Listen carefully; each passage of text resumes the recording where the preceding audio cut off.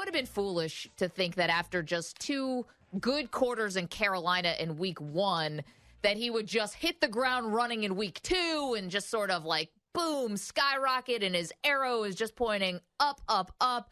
We all know with rookie quarterbacks, it's just not going to be like that. But that doesn't mean yesterday wasn't hard to watch. That was hard to watch. He was downright terrible. I mean, 3 interceptions in his first 5 passes, 4 on the day. His footwork was bad. Obviously, the decision-making was terrible. But I think for the Jet fan, what makes it worse is not just the deja vu of Bill Belichick just beating the brakes off another young quarterback, but I think what makes it worse for the Jet fan today, even if you're the most level-headed Jet fan and you understand that this season is what it is with a rookie quarterback and the rebuild and all of that, I think what's most difficult, Moose, is that the defense to me actually looks ahead of schedule. I was so wrong. I did not think this Jets defense was going to be anything. And I think through 2 weeks, they've actually shown you that they can keep you in games. I mean, maybe that's a little Carolina offense. Maybe that's a little Patriot offense. You know, Mac Jones I thought was okay yesterday. I don't think he was anything great. But this defense was keeping you in the game, and now they could be ahead of schedule. So now the season is going to rest on the offense and the arm of a rookie quarterback who looked totally lost and gets booed off the field. I mean, Saleh says that Zach Wilson has to learn how to play a boring game. Well, isn't that something the coaching staff has to drive home for this kid before the game, during the game? You are not going to win this game on one throw. And I think that's on the coaching staff to try to manage the expectations that Wilson has of himself. Yesterday was bad. Even if you knew he was going to have his ups and downs this year, Moose, it was difficult to watch him struggle in the way that he did. Not that surprising, though. I mean, maybe the 4 interceptions, maybe it was going to be 2 or 3. But, I mean, that comes along with the territory of a young quarterback, right? So you mentioned that, you know, the Patriots and Mac Jones was okay. Well, you know, and this is where New England's New England, right? They didn't ask him to do all that much yesterday. They didn't feel like they needed to do all that much. They needed to win a game, and they did it in style, 25-6, as their defense showing, you know, Wilson all kinds of different looks and taking advantage at times of the offensive line. Wilson was sacked on 4 occasions, hit on 7 others. So, I mean, that downturn is from 16 the opening week down to 11 in the second week, not having Mekhi Becton along the offensive line. So I look at, you know, that game kind of looked the way that I thought it would look. I thought Wilson would struggle yesterday. He did. That's not all that surprising. The Jet fan that is booing, the YOLO throws that he made at BYU, he's not going to be able to make in the National Football League. He said he was working out those kind of issues throughout the course of training camp when he was throwing interceptions and said, well, I'm trying stuff now in training camp to see if it would work in the regular season. Cross a few more off. Or a number of throws yesterday menu that he made that were throws you cannot make in the National Football League. And it was a learning experience. He'll get better by it. It's not going to define him. This is not a game where I come out of it and all of a sudden my expectations of Zach Wilson are now different. They are not. I think he's going to be a really good quarterback. I think he's going to be a really good player for the Jets. I don't think he has a lot around him when you look at that offensive line. I also think comes along with the curve. I mean, Peyton Manning threw 28 interceptions his rookie year with the Indianapolis Colts. I know Jet fans have heard that over and over again over the last 12, 13 hours since that game went final. But, you know, it's just the truth. I mean, that's just what happens. So not everyone's going to step in, and it's going to be what Justin Herbert looked like last year with the Los Angeles Chargers. It's going to take a little bit of time, and what you have to hope is that he learns from it. He has to learn that you've got to protect the football. You can't make the same kind of throws that you did in college.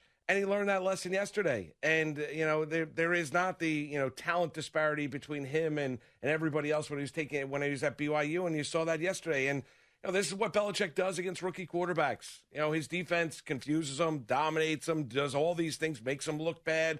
He has a really good record against rookie quarterbacks when they see the Patriots and them defensively, regardless of the names on the defensive side of the football. So I went into it. I thought the Patriots would win. I thought they'd cover the spread. I thought Wilson would struggle. And Mac Jones was okay, but they didn't really ask him to do all that much. They really didn't. Right. I mean, they ran for over 100 yards on the ground. Defense kind of led the way. Jones managed the game as best as he could. That's all they needed Mac Jones to do week 2. Doesn't mean that's all Mac Jones is going to be week 15, week 16, week 17. But in a week 2 contest, Mac Jones was a winning quarterback in the Patriots, and he did what the Pats asked him to do. Yeah, it was basically, they were just kicking field goals all day, and that's what it was, capitalizing on the interceptions, of course. And again, I thought the Jets defense actually did their part yesterday.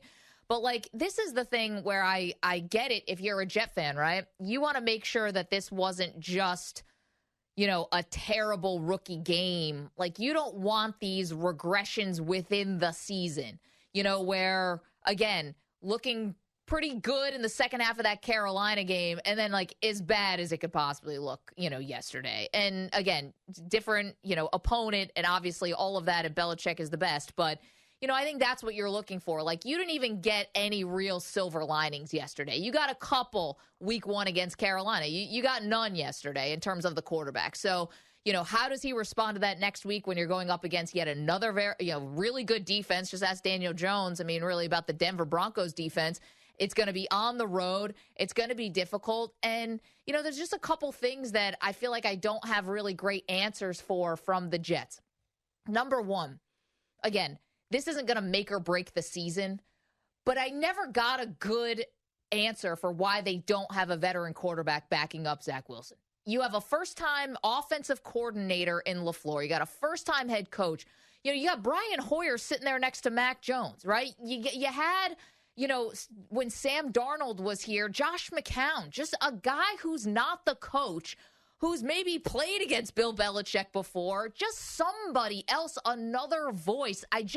You could say he doesn't need it. He might have gotten pulled for that game yesterday. Whatever you want to say, I just don't. They've never given you a good answer for why they never brought in a veteran to sit behind Zach Wilson and try to help this kid out. Never got a good answer about that. And then the second one is just this Denzel Mims, disappearing act. And listen, Robert Saleh, I think, is being, I guess pretty, kind of as forthcoming as you'd expect from a head coach, which is saying, it's up to him. We're having trouble finding a role for him, which seems crazy when you look at the skills that he did show last year, Moose, in a limited amount of games. But obviously the guy has skill. He can catch the ball. He can run like the wind. If he's not a great route runner, again, is that not on the coaching staff? Unless Mims is really just saying, I am not playing special teams, and I am not going to, pay attention to this route tree, or he just isn't capable of doing it. Either way, I feel like it should at least be incumbent on the coaching staff to try to get him out there. I have to believe they are doing everything they can to get him out there. What is wrong with the Jets' second-round wide receiver from a year ago? A second straight healthy scratch. Yeah, it doesn't make any sense. It doesn't make any sense whatsoever. So you mean tell me you can't find a role? If I draft a wide receiver, I guess, and this would be more on Joe Douglas than anybody else because he brought him into it. I know a different head coach with Adam Gase, but if I draft a wide receiver in the second round, first round, top 2 rounds of the NFL draft, he should not be scheme specific.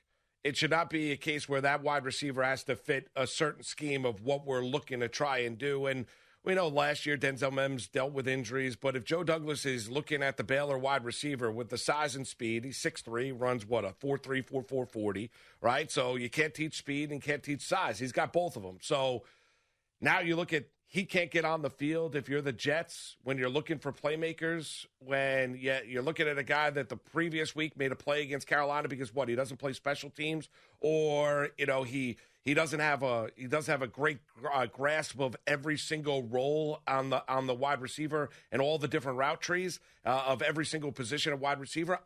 I just don't buy that. I really don't. Hard to buy. It's really disappointing when you look at it. There's no other way to cut it. I think a lot of Jet fans are frustrated when maybe it turns out to be another wasted pick. When you see the rumors over the weekend about maybe Mims, a guy that the Jets might try and move before the NFL trade deadline. So Joe Douglas's first draft is turning out to be an absolute disaster. It really has. We went over there and talked a little bit about it on Friday, Maggie, and now you look at Mims not dressing. It's one thing for him not to get reps, but not to be able to dress and then kind of getting the carte blanche answer from Robert Saleh after the game about why he's not well. He's got to do his work, and he's got to earn his way onto the field to an extent.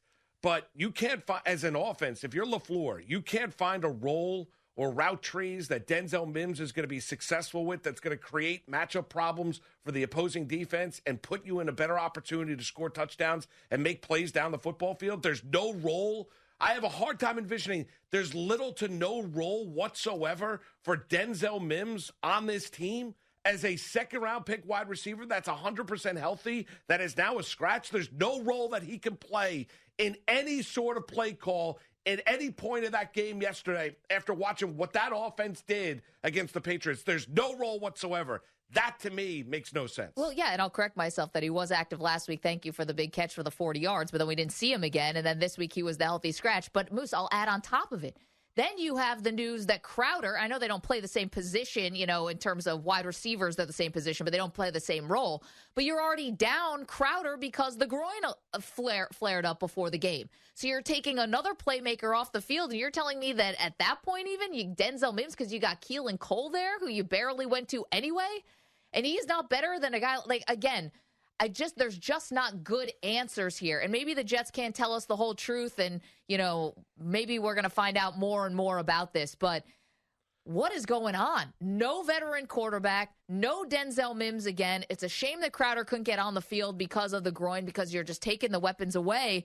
And you have a dud of a game. I mean, just a dud offensively. It can't continue to look like that. I mean, it just can't continue to look what you got yesterday. And the Jet fan have a right to boo. It was awful. I mean, it was a terrible performance. So you want to look at the little carrot you mentioned, the defense. Okay, I think that I'm surprised. Yeah, I mean, they were okay. I mean, they were. I mean, they held up. They did not get their doors blown off. They were okay. I mean, and they're not dealing with a lot, so if you want to give a little pat on the back to the defense, that's fine. I mean, 4 turnovers. It was a non-competitive football game. Tough to go out there. It was a non-competitive game. The game in the second half was, you're heading for the exits if you're at MetLife Stadium. Oh, and they did. Heading back into the parking lot to go, continue to barbecue and have your favorite libation.